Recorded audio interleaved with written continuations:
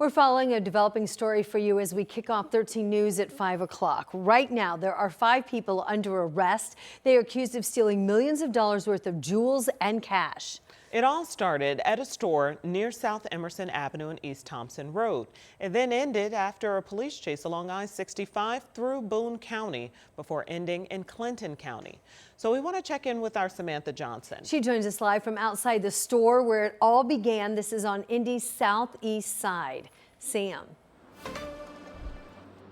Anne Marie and Felicia, we've been here for a few hours now. I can tell you we've seen staff members, employees from that store coming and going, obviously very shaken up by what happened today. I can tell you the last few investigators left this store just a few moments ago to now piece together exactly what happened here. It all started 4 hours ago around 1 o'clock. Police say 3 suspects went into King Jewelers with guns. Several people inside that store, police say, were restrained and held at gunpoint. The suspects eventually taking off with precious metals, jewelry, and cash valued at $2 million. Now, this is a store that specializes in 22-karat gold and elite-grade diamonds. Top-of-the-line stuff here. That's according to the store's social media pages. Police say a few of those employees inside were able to give very good descriptions of the suspects and that getaway vehicle. And police say within minutes, Indiana State Police tracked down the vehicle in Boone County. That's where they tried to pull over those suspects, and they took off again. This was a look at the backup on I-65 not too long ago. Lebanon police, state police, both involved in that crash, which ultimately ended in that chase, which ended in a crash in Clinton County. We know, according to police, they used drones, canines, and a state police helicopter to help track down those 5 people. And they say there was bags of evidence inside that car. So tonight, 5 people in custody.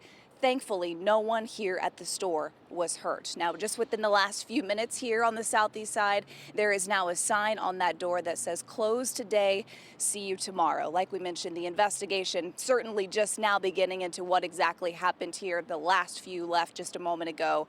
Now it's the job of the investigators to piece together what happened here and what happened up in Clinton County, ladies, as they work to figure out how this happened and talk to the staff about everyone being okay this evening. Well, that is so scary when you hear about the employees being restrained and held at gunpoint. I mean, just terrifying. They just showed up to work to do their job. I'm wondering if this is a topic of conversation for people that you've talked to there that is working or shopping nearby in that strip mall. We've heard both sides of it. I've stopped by businesses on both sides of King Jewelers. They told me it was business as usual. They didn't hear or see a thing.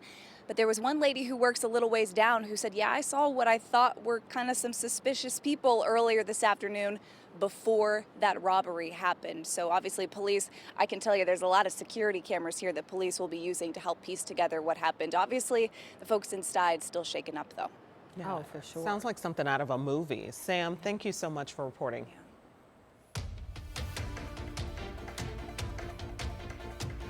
Breaking news tonight at 5, the former chair of Indiana's utility regulator is suing the governor for trying to fire him. Indiana Governor Mike Braun appointed Andy Zay to the post earlier this year, but then he demoted Zay after the agency voted to approve a $71 million rate hike for AES Indiana. In a lawsuit filed today, Zay says that is why Braun fired him. He also says it is illegal to fire him for a rate increase. So you can read the details of the complaint right now on WTHR.com/scene on 13. Let's talk about the weather. It's 5:04, and we are tracking the impact that storms moving into our area could make on central Indiana viewers tonight. And we're also looking ahead to the threat of severe weather tomorrow. Rob Ellis is in for Angela tonight. And he's got a look at the forecast from the Weather Center. Hey there, Rob. Yeah, right now things are relatively quiet, but we expect over the next 24 hours or so, we will see several rounds of storms, and that's the concern. It's hot, it's humid outside. There you see the live radar. Let's talk about those temperatures currently sitting at 87 in Indy. But yes, there are some 90s showing up as actual air temperatures. I mentioned how humid it is, and yes, that's going to make it feel so much warmer. So we do have some triple digits that are showing up for the heat index, although officially at the airport feels like 95. The reason I started with temperatures and heat index is to let you know We've got the heat, we've got the moisture in place. Now we need a trigger, and that trigger looks like it's going to arrive in several rounds over the next maybe 24 hours or so. Watching some showers over to the east, but overall things are quiet now. There is a severe thunderstorm watch and a flood watch out to our east. Does include Wayne and Fayette counties through tonight at 8 p.m. Then we'll probably pick this back up. Today, the threat is right along this axis. In fact, what we expect is several clusters of thunderstorms will really traverse the area. Then we'll get another to redevelop. And then for tomorrow, we could see a pretty strong line of storms arrive sometime during the afternoon and into the evening. The biggest threat is going to be gusty winds with this. Coming up, I'm going to walk you through the latest run of Future Track that just came in. I just saw the new run. I'm going to bring that to you here coming up in about 10 minutes or so. All right, Rob, thank you. Yeah. And you can track the rain tonight as well as the threat of severe weather tomorrow on the WTHR streaming app. And that's where you can check out our live radar, local, anytime that you want, 24/7. Also a developing story tonight, a look at the destruction inside this daycare. This was after a pickup truck drove through a cinder block wall and slammed right into the middle of that building. Well, tonight, a 15-year-old boy who was in the truck has been arrested for reckless homicide for the death of the driver. This happened back in April on the east side of Indianapolis. And today, our Rich and I talked to the owner of that daycare who's working really hard right now to reopen her business. You can clearly see where the cinder block wall has been repaired on the building at 10th and Emerson. This was the hole knocked in the wall just after midnight on April 25th. A pickup truck just missed gas pumps and drove through the side of Pooh Bear's House of Hugs. The driver, 29-year-old Nehemiah Golson, died at the scene. A 15-year-old was rescued from the back seat and hospitalized in stable condition. The coroner discovered the driver had gunshot wounds. Investigators say they found a gun and a large amount of cash at the scene. Almost 4 months later, police arrested the 15-year-old for reckless homicide. Fortunately, no one was inside the daycare when the pickup truck ran through the wall. But much of what was inside was destroyed, and the daycare never reopened. It just tore up the whole building, everything, they high chairs, everything got destroyed, all their books, everything they learning with, their tablets, everything got destroyed. The daycare operator says the building owner has done nothing to fix the inside. She wants to reopen the daycare in a new location a mile north at 21st and Emerson. A lot of people don't like kids, they do it for the money. I do it for the kindness of my heart because I love kids. Dickerson started the daycare in memory of her son, Rodriguez Pooh Anderson. His murder in 2018 is still unsolved. So I just keep his memory alive, and I want to keep the daycare going, but I got to get funds to do that. I don't have any funds. I done lost all them kids. Dickerson said she was caring for about 65 kids a week when the crash closed her daycare. In Indianapolis, Rich Knight, 13 News. Right now, Dickerson says she's out of money and she needs another $2,500 to complete a lease agreement at that new location. The Marion County Prosecutor's Office is reviewing the case to determine if charges will be filed and if they will request that the teen to be waived to adult court. Tonight, a man is under arrest accused of a deadly crash on the south side of Indianapolis. It happened around 2:30 this morning on US 31 South near East Stop 11 Road. One person died. We don't know if anyone else was hurt. The 34-year-old man who is under arrest is facing a preliminary charge of operating a vehicle while intoxicated, resulting in death. A man accused of murdering his child's mother is now due back in court come fall after he made his first appearance in court today. Let's get you up to speed. We had our camera in the courtroom as Irvins Norvilis faced a Marion County judge. Police say a week ago he confessed at the scene to killing Chrisleen Steffen. Court documents state that he stole a friend's gun and tricked another friend into coming along with him before the murder. That Monday night shooting was at the residences on 56th Street. Court documents indicate that a relative was in the apartment at the time of the incident, and he says he begged the suspect not to do it, and that Chrisleen also begged for her life.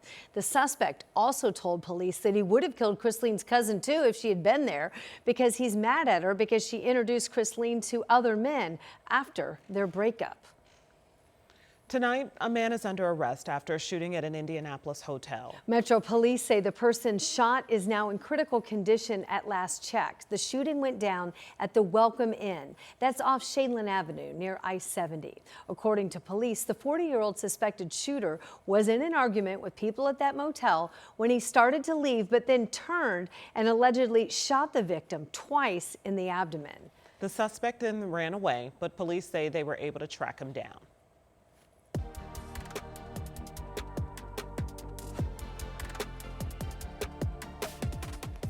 A big day today, a big Monday, as Central Indiana's largest school district now welcoming students back to the classroom today. Indianapolis Public Schools tells us they have big goals for the school year, and one of them is continue increasing academic achievement. Jenna Webster explains the new tools one school is using to help students with their reading.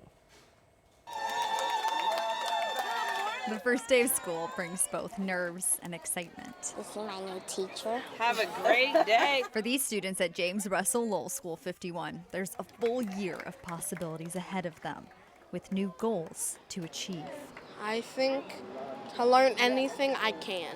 For the district, those goals are focused on student achievement, rising graduation rates for the older kids, and higher reading levels for the younger kids. My goal is that everyone feels seen and loved. I also hope that they all leave my classroom reading at the end of the school year so that they are prepared for first grade. Here, that means working with the littlest learners. Pre-K and kindergartners start the first school day spelling their names. Building community and a love for school, teachers hope translate to a love of learning. We want them to see themselves in the stories that we're reading, especially at this age, since they're not reading on their own. So you'll see lots of multicultural books in our classroom. The school also has a $25,000 grant to help with their literacy efforts this year. They're expanding their Walk to Read program to all grades, now adding pre-K, kinder, and 4th and 5th grades. All the children move to the classroom that is teaching their phonics instruction at exactly where that child needs it. We measure and we look at the growth, and then they move to another class. Growth is the goal for the year, but for these young students heading in the door, sometimes the goal is just to make it through the first day. But I gotta learn those new people's name. I gotta do a lot of stuff, but I think I can handle it.